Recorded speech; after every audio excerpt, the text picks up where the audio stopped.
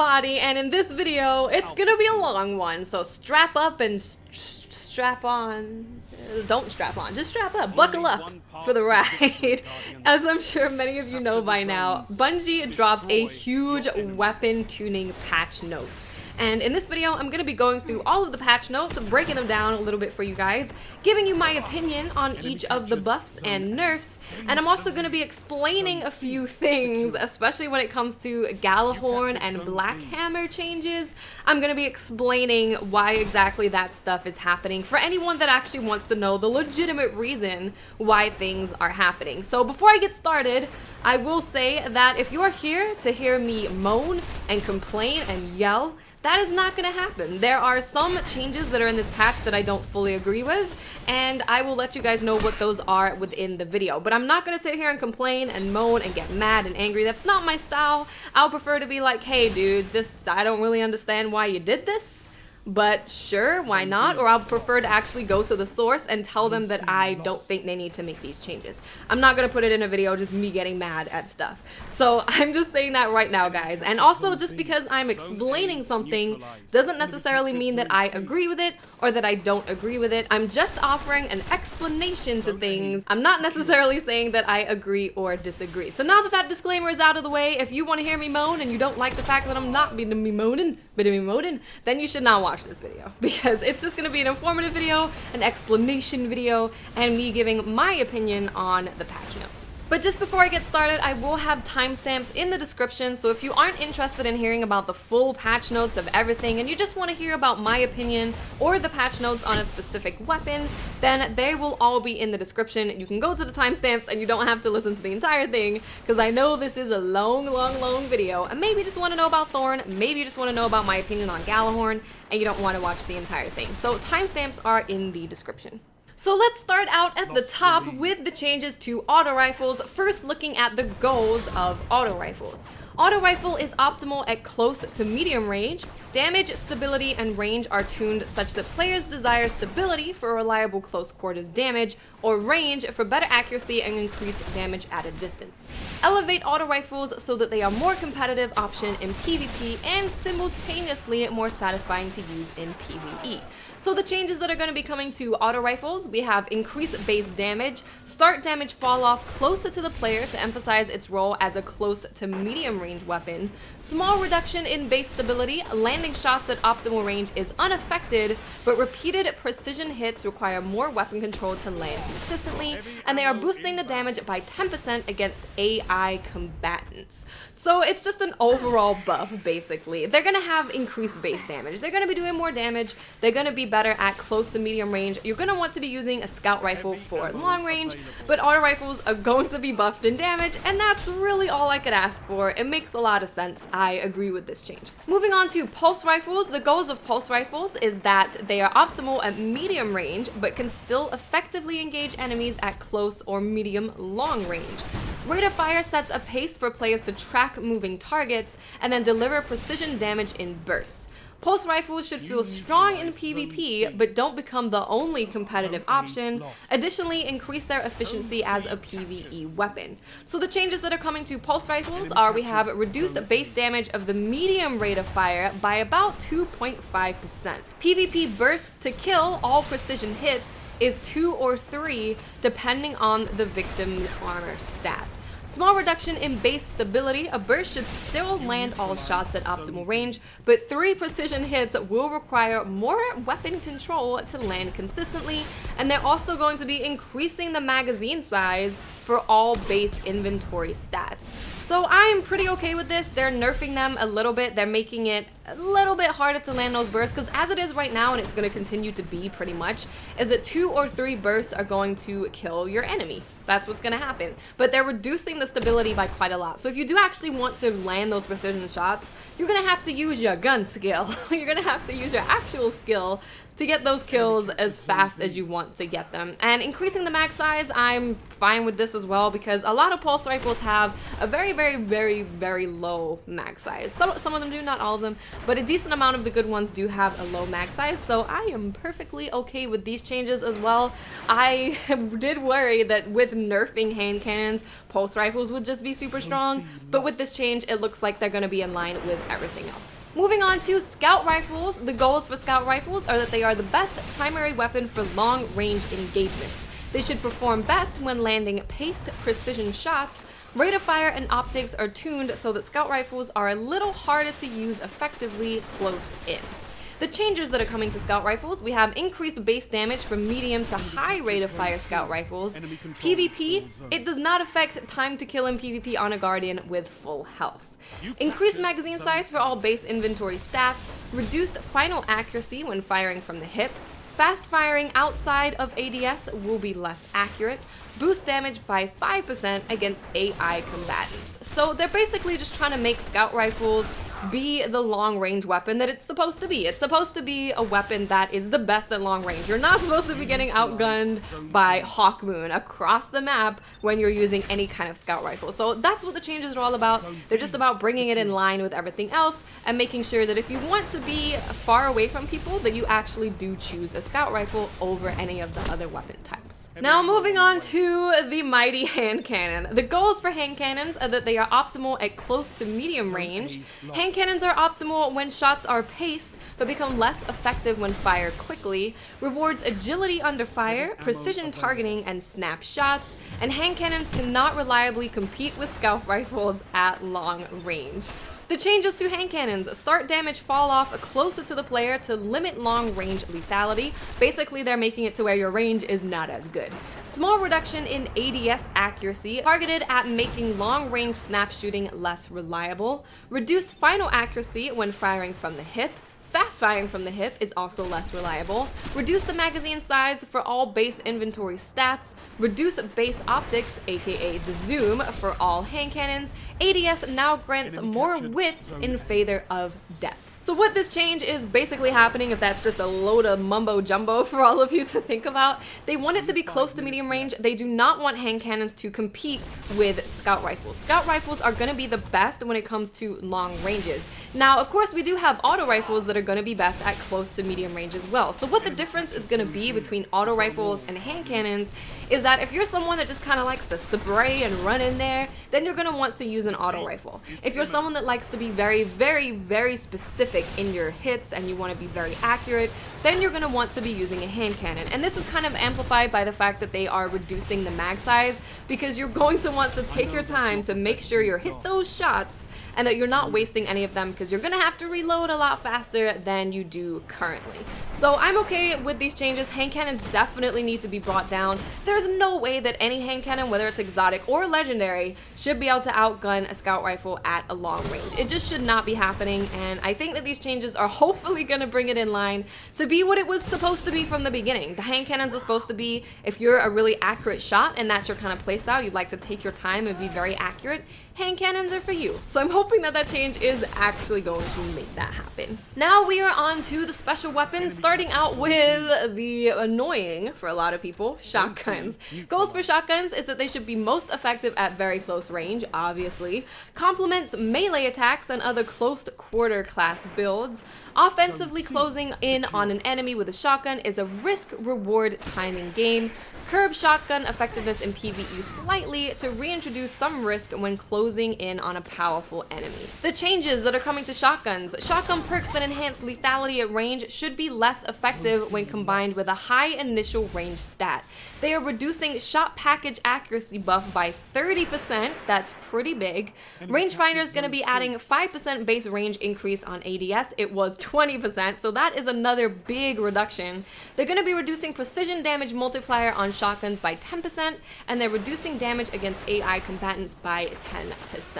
So when I played the Taken King, the shotgun that we were using was complete trash if you were anywhere not close to the enemy. You had to be right next to them, like really, really, really close. Within about 2 feet, I would say. You had to be really, really close. You just have to be really close. I don't know how close.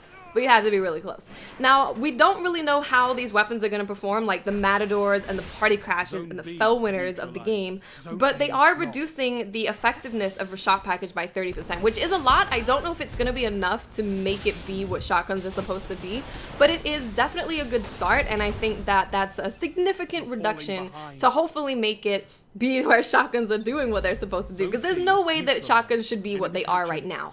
People shouldn't feel comfortable rushing at you from across the map with a shotgun, knowing that they can kill you when they get any kind of close. It's supposed to be a situation where someone's literally right next to you and you shotgun them. I don't know if you guys remember before Fell Winners, but when you use shotguns, you would constantly have to shotgun melee people. And the people that were most prepared to shotgun melee tended to win the shotgun fights.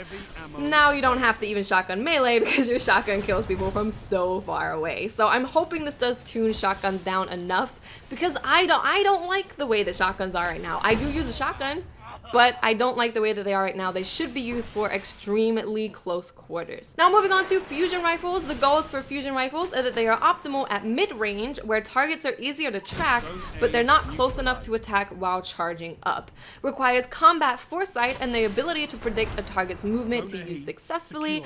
It should not be easy to find and build a fusion rifle that can achieve maximum range. The changes coming to fusion rifles are slow charging, high impact fusion rifles have decreased range values, makes it more difficult to max out range for these weapons. Projectile speed for fusion rifles is slightly reduced. This emphasizes the need to lead a target outside of medium range, improve accuracy for a short range fusion rifles, and reduce accuracy for long range fusion rifles.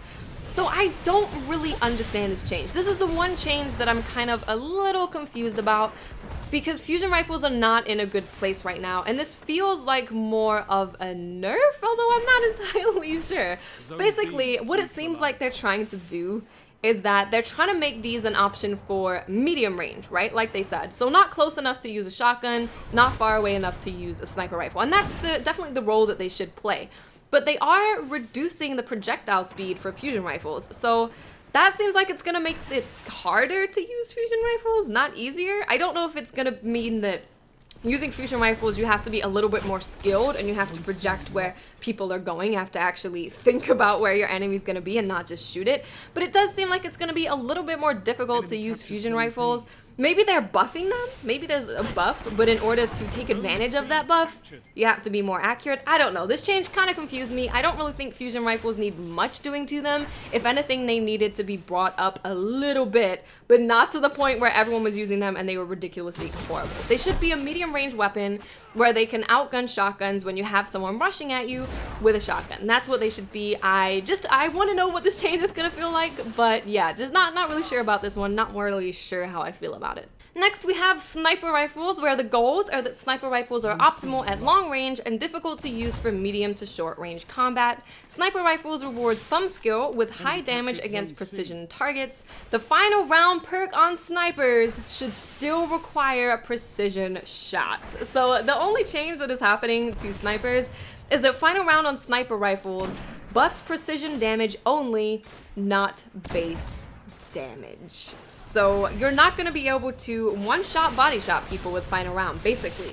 So if you're in a situation where you're just trying to do a lot more damage with a precision shot, final round's gonna do good then, but you're not gonna be able to just empty your magazine and get a one-shot body shot and kill someone.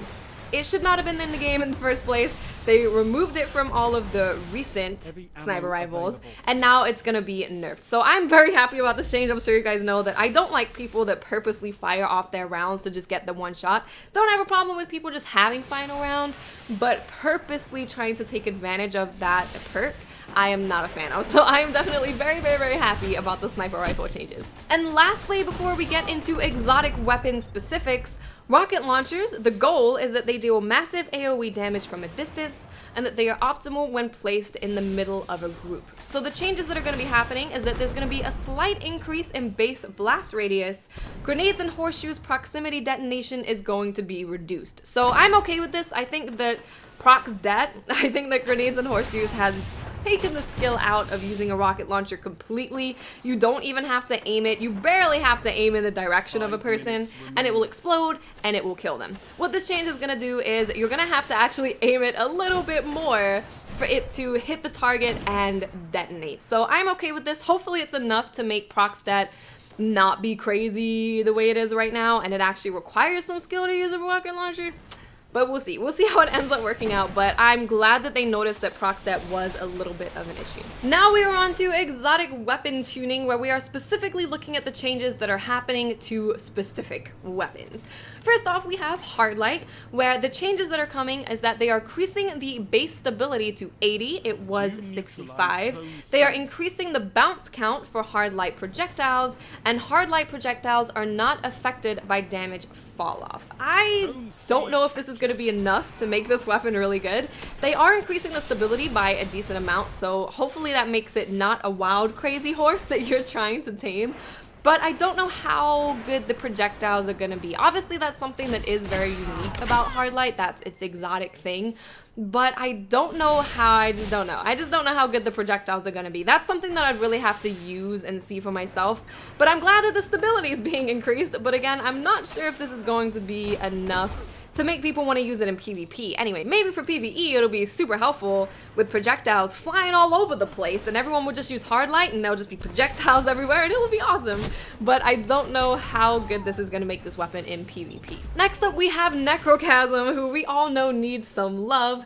They're increasing the base stability to 60, it was 40. They're increasing the magazine size. The Cursebringer perk will always trigger on a precision kill, and Cursebringer Explosion has increased radius and deals more damage. Honestly, this makes me want to go get a Necrochasm. I've never gotten a Husk of the Pit, so I've never even bothered trying to get Necrochasm, but this makes me want to get it. Having the Cursebringer perk always trigger is something that I think is really awesome, and it's gonna have a bigger blast radius and it's gonna do more damage. So I can just imagine using Necrochasm on control and hitting people in the head and destroying the world.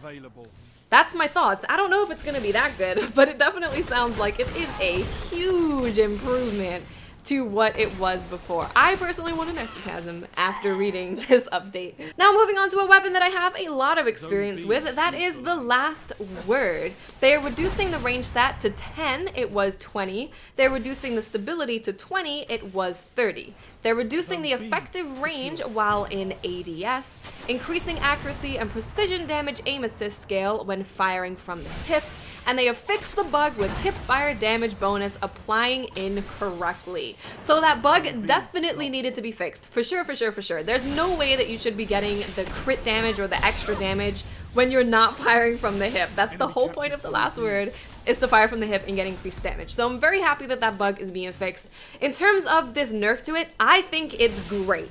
And I know a lot of people may be surprised because I do use the Last Word a lot, but this is what the Last Word is supposed to be. When it comes to nerfing exotics, you want to keep what makes them good, what makes them special. And the thing about the Last Word that is special is that it's a hand cannon that's made for close quarters, hip firing, auto fire. That's what it's supposed to be. So basically, if you use the Last Word the way that it is intended to be used, and you mostly hip fire and you mostly use it in close quarters, this is actually a buff, because you're going to have more precision damage and more aim assist when you fire from the hip. But if you're someone that uses it as more of a long range weapon because it can take people out from across the map, then you might not want to use the Last Word anymore. So I'm really happy about this change. It's pushing the Last Word into being what it was supposed to be, which is a close range hip firing hand cannon. Next up we have Thorn.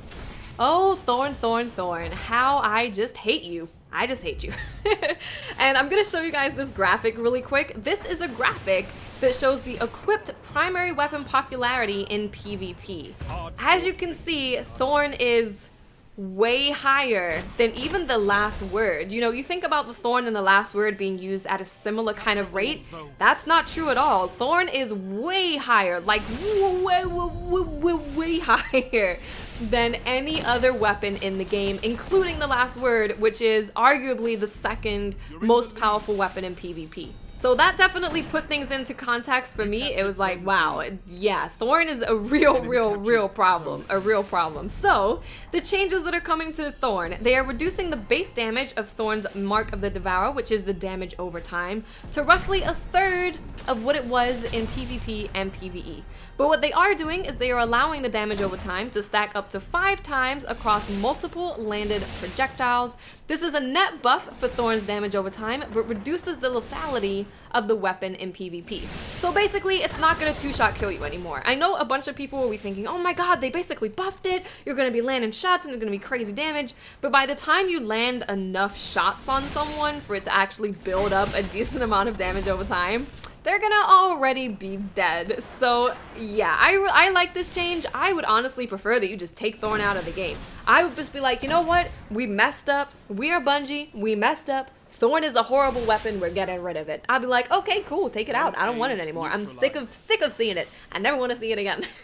But I think this change is perfectly fine. The thing that is so annoying about Thorn is getting hit twice by it and someone just walking away and you die. Or getting hit twice, you win the gunfight, but you still die because of the damage over time. That's not going to be able to happen anymore. And due to the overall nerf of hand cannons with reducing stability and reducing range, Thorn is not going to be what it is right now. You're not going to be able to hit people from across the map with Thorn reliably, getting headshots and killing people in 2 hits. It's just not going to happen. You're going to have to be a lot more precise with the shots, and you're not going to be able to kill people in 2 shots. So I'm pretty happy with this change. I'm pretty happy with it. I think it's going to put it in a good place, keeping its identity, not making it just completely suck, but also making sure that people can't just go boom, boom, see you later, because that's really annoying. Next up, we have Hawkmoon. The changes that are coming to Hawkmoon is that they are adding a stack limit to luck in the chamber and holding aces, so that only 2 of the bonus perks will ever stack on 1 round.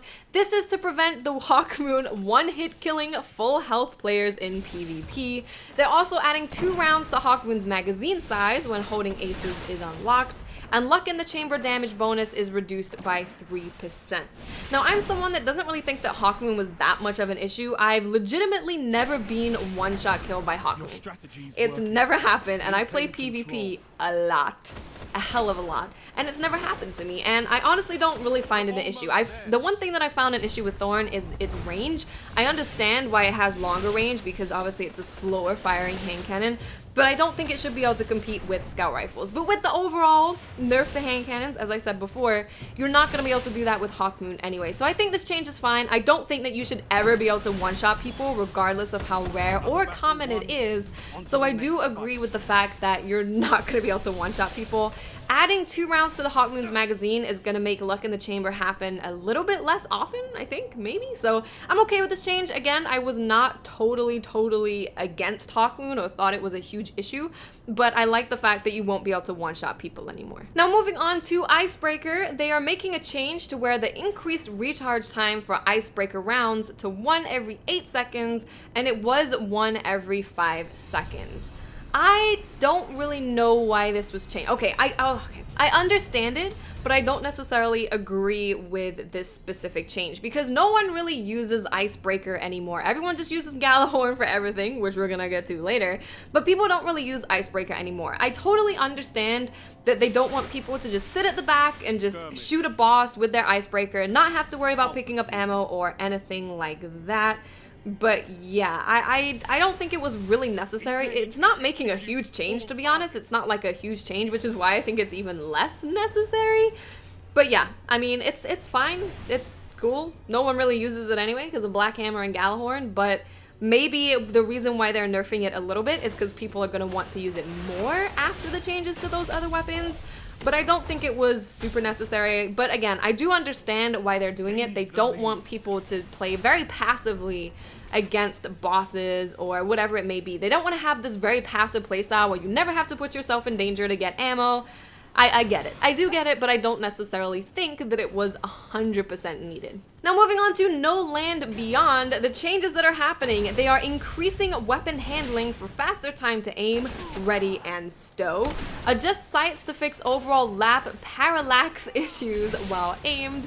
Increase time decay of the Master to 8 seconds, and they are adding an additional 20% precision damage bonus while the Master is active. So this is just an overall buff to No Land Beyond. Personally, I've been kind of liking No Land Beyond because I actually learned how to do the bug where you reload and then run and then you can use it straight away. So I've been really enjoying it. I've been having a lot of fun with it. I think it's a super fun weapon. Hopefully these changes actually make it usable without having to use a bug to make it be good. Next up we have Lord of Wolves with a simple little change. They are tripling the recovery boost bonus for allies granted by the Lord of Wolves. I think that all of the weapons from House of Wolves, the exotic ones, needed some kind of buff. Maybe not Queensbreaker's bow, but yeah, cool. I don't have a Lord of Wolves and I've never used it in PvE. I've never had someone use it with me in PvE, but that's good.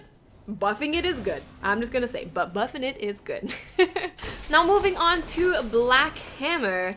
They are increasing the ammo inventory to 18 rounds, and the white nail perk now pulls ammo from your inventory. So instead of getting 3 precision shots and just magically getting a bullet out of nowhere, just appears out of nowhere, it actually is gonna take it from your reserve ammo. So what this is gonna be doing is basically you're not just gonna be able to sit at the back of the map, similar to Icebreaker, and just unload precision shots into someone and never have to worry about special ammo. What these changes kind of signify for me, signify? Both work.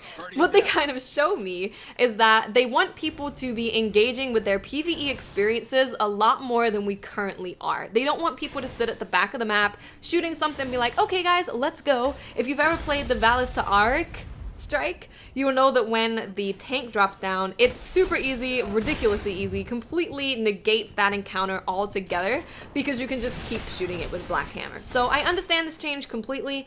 I'm not too bothered about it. I think it's still gonna be a really solid sniper rifle. You're just gonna have to go and pick up ammo instead of just sitting at the back and sniping and never having to worry about picking up ammo. So I'm actually okay with this change. I understand why they're doing it from a PvE design point. I know a lot of people are going to be unhappy about it. I've heard a lot of people be unhappy about it. But when I go into the changes for Gjallahorn, hopefully I can kind of explain it a little bit more to you guys so you can have a fresh or different perspective on these changes to PvE. Next up, we have the big one. It's Gjallahorn. We'll start off with a graphic that shows the heavy weapon popularity for PvE. Gjallahorn is just, it's basically all anyone uses. It's all anyone uses. That's all that anyone uses. It's gotten to the point where if you go onto looking for group, you're trying to find a group to play with, they won't let you play with them unless you have Gjallahorn. So what they are changing about Gjallahorn is they are reducing the damage of wolf pack rounds. And this is the one that I have heard a lot of uproar about. I've heard a lot. First things first that I'm gonna say is that I still think Gjallahorn's gonna be the best rocket launcher in the game. The very fact that it has Wolfpack rounds makes it the best. It just does. It's very powerful. Even after this nerf, it's gonna be extremely powerful. Now, I'm just gonna explain from a design point why this happened. This does not mean that I agree with it or disagree with it. I'm just offering an explanation. So, as it currently stands, when it comes to the designers in Destiny making new PvE experiences, it's very hard to make one that is challenging for all players. Because you make it challenging for just the overall population, people with Gjallahorn can just come in and storm through it in a minute and leave. And they barely even get to really experience the full encounter. They don't get to experience even half of it. Whereas people who don't have Gjallahorn are finding it a little bit more difficult. So designers are in this situation where it's like, well, if we make it harder, the people who don't have Gjallahorn aren't going to be able to do it. It's going to be almost impossible for them to do it. But Gjallahorn users, you know, they'll have a hard time with it and it'll be cool. But if they make it good for the players that don't have Gjallahorn, then the people with Gjallahorn find it way too easy. So from a design point, when it comes to making dynamic bosses, which I'm sure they are doing in the Taken King, you don't want to have this one weapon that everyone uses that just completely negates every experience that you make for PvE. They're trying to make experiences dynamic, more entertaining, more fun for us to play, where we have different things to do. Like when an enemy's at 20% health, he does something else. When he's at 50% health, he does something else. But if you have a Gjallahorn that literally takes him from 100% health to like next to nothing, you're gonna miss out on that entire experience. You're gonna miss things. So this change is simply to take away the crutch of people playing PvE in Destiny. People do rely on it too much. That's just a fact. When you cannot get in a group to play Crota or something without a Gjallahorn, it's a problem. It's a problem. Just like Thorn is a problem because everyone's using it in PvP, Gjallahorn is a problem because everyone's using it in PvE. So that's the reason behind it. It's just enabling Bungie to bring us better and more interesting PvE experiences without knowing that it's just gonna be steamrolled through by a bunch of people with Gjallahorn. So I know a lot of you are mad about this, I know, but trust me, it's gonna be okay. It's gonna be okay, it's gonna be fine, it's still gonna be the best rocket launcher in the game. The Wolfpack rounds make it the best. So that is all that I'm going to be talking about, guys. There are a few other things that are being tuned, but I don't want to go too much into that. I'm going to leave the link to this in the description. It's going to be in there. You can check it out. Hopefully you guys aren't too mad. I'm really trying to explain things from a design point, because obviously I do know people where it's their job to make PvE experiences in Destiny, and this is just what I've heard from them. They're not doing it because they hate you. They're not doing it because they have something against the players of their game. It's all happening because they want to be able to make a better experience for both PvE and PvE. Now, are these changes going to make a better PvP and PvE experience? We don't know that yet. There's a few things that I'm not okay with, like the Icebreaker thing, the fusion rifle change, but overall I'm okay with it, but I really want to see how it plays. I will not complain about something unless it's overtly just horrible. It's just very obvious that it's just a horrible change until I play it and experience it for myself. If I find that Gjallahorn's been nerfed to butts and it's completely useless now, then I will say that it's completely useless now. But I think these changes are hopefully going to be good for the future of PvP and PvE in Destiny to make this game more fun for all of us. So I hope you guys enjoyed this video. I love you all so much. Please remember to stay positive and stay awesome, and I will speak to you amazing people later. Bye.